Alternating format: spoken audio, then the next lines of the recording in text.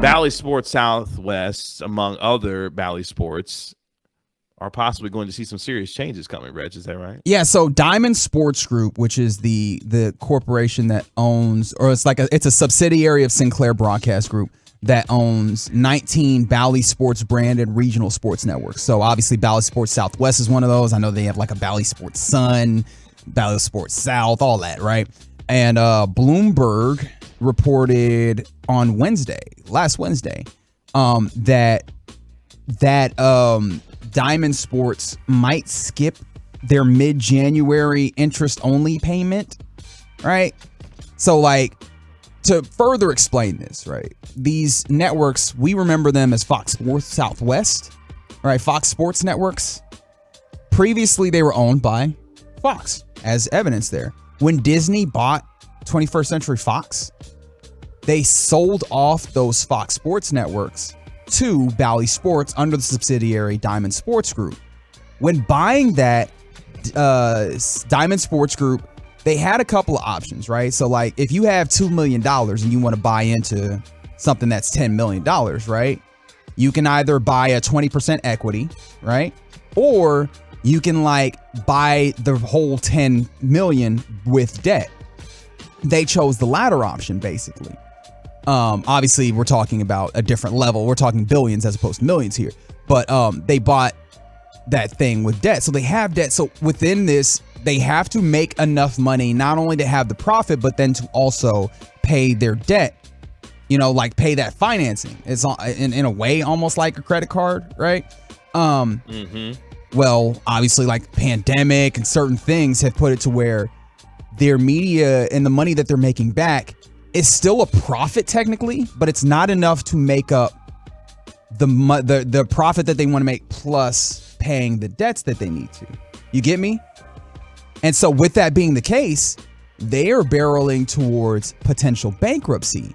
And the scary thing about that is if you end up in a place where you're not paying out your debts, that means that like that money is not going to whom?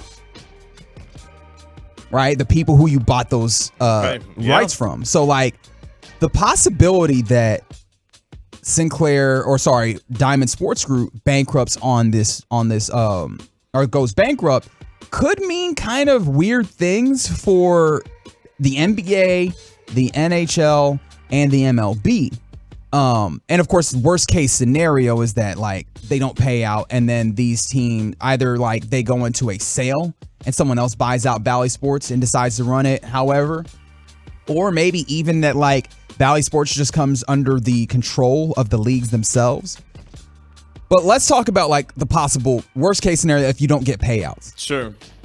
I mean, all of the league's revenue or whatever is based off of these regional sports networks and these things that they have, at least individual teams, the regional sports networks, because I believe 14 MLB teams have their rights owned by Sinclair. I can't tell you exactly how many NBA teams, I can't recall again, but that could possibly, and of course this is worst case scenario, could possibly end up in a situation where a team is not getting the amount of revenue in that they anticipated. What does that mean for the way that you spend money, KG? It's going to be harder to do so. It's going to be much harder to do so in that case. So yeah, like this is kind of wild that like this could possibly end up in a situation where like, let's say the Mavericks or even the Rangers who have just put it on the table, right, might have less money coming in. Now, I think as a consolation, right, is the Diamond Sports Group is the financing that they did, the debt is owned by like financial institutions. And when it comes to financial institutions, they are all about one thing, getting that money.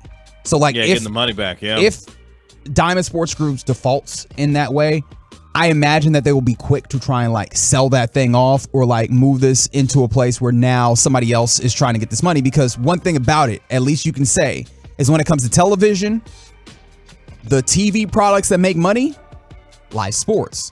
And you still have all of these rights to live sports within this. And wanting to keep those live sports like happy, right, is something that would be help keep the value of Diamond Sports Group up. So I have a feeling that this is not going to tank.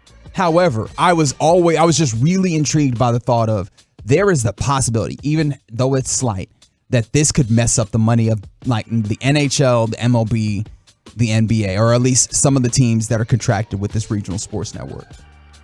Well, I think someone will eventually step in and purchase the group, and however much value has been lost could turn into something desirable for someone to buy on the cheap and to either rebuild or repurpose or figure out a better way to be able to have these, these products distributed. Otherwise, this could go back to the teams themselves, and then they find a way to find buyers who would want to have the live content, because as you mentioned, live sports content is king right now. Yeah. And your ability to find someone to be able to, broadcast it or repurpose it, however you want to word it, may be attractive for those particular teams in those markets, depending on where they are. Now, one thing that could also be interesting as Swaggy Booty starts getting to this, they say on the Twitch, I hope that means we can get Stars games moving forward, because obviously there's been carriage issues with Bally Sports. Like, hey, around these parts, man, like you haven't been able to watch if you don't have a very particular carrier. Your Rangers, your Stars, your Mavericks. And with that being the case, I imagine obviously like when you cannot get carriers to pay for your product, I imagine that kind of hampers some of the money that you've been able to get in. Now, whoever ultimately takes over assumes responsibility of the networks, maybe whether they buy them or what have you.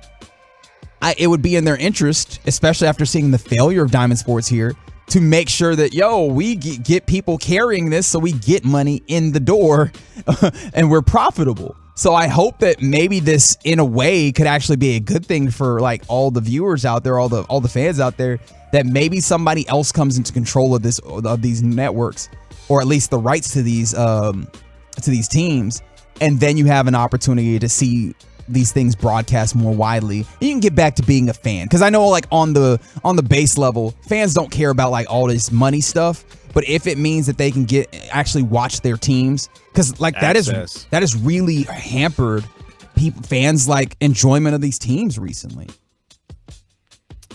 And along those lines, with that, not necessarily an organization like Bally Sports, going bankrupt, but news coming when it comes to YouTube TV and Major League Baseball. YouTube TV has dropped the MLB network from its lineup due to a carriage dispute. Oof. Effective tonight. YouTube TV saying, we've been working hard to renew our deal with the MLB network to continue carrying the content on YouTube TV. However, we've been unable to reach an agreement starting today, January 31st, 2023. MLB network content will no longer be available on YouTube TV. You will also lose any access to any previous library recordings from this channel. Members will be able to continue to watch select national Major League Baseball games via coverage on Fox, ESPN, and TBS through our base plan. We also provide the flexibility to pause or cancel your membership at any time. So, look, man, this television media, the media rights game, it's big business, man, and the contract negotiations, or lack thereof at times, can put viewers in a bind. And for the people who either enjoy or don't enjoy Bally Sports, however they consume it, this is a big deal. Yeah. How the product can be consumed relative to your local teams in those particular markets. So one thing that I think is interesting is, like you mentioned, that even MLB TV is now in a place where I imagine YouTube TV is like, whatever it costs us to have you carried is not beneficial to us. I wonder if, like, as some of these linear TV opportunities are like, I don't know if this money is right. Who's been willing to give money to these teams lately, or these leagues? Streamers. And let me know if you feel good about this, because you've seen like Apple get national MLB games. You've seen Apple take over MLS games. You've seen Amazon put up money for NFL. And I know that there's people like, oh man, I shouldn't have to pay to watch my teams. But however, we're getting to that place where you might even need to get like a whole like app or streaming app to be able to watch them. And I wonder if that's a place that these Bally teams tried go. it themselves to try and save some of their revenue. Right. And I wonder if that's where some of these teams go, where they're like, if they do get their rights back, I imagine streamers are the ones that are going to have like the most money. Because one thing that we've talked about on this program, some of these other places are like, like linear TV, they make their money from TV. Amazon makes their money elsewhere, right? Apple makes their money elsewhere. YouTube through Google and Alphabet makes their money elsewhere. So I do wonder if like some of these streamers are going to be the ones that have more money to put into these leagues. And if you're going to be a place where you're no longer looking at, hey, I need to have DirecTV to get this money. It might be I need to have Apple TV Plus, Before we go to break, what if teams themselves created their own streaming services for their team's broadcasts?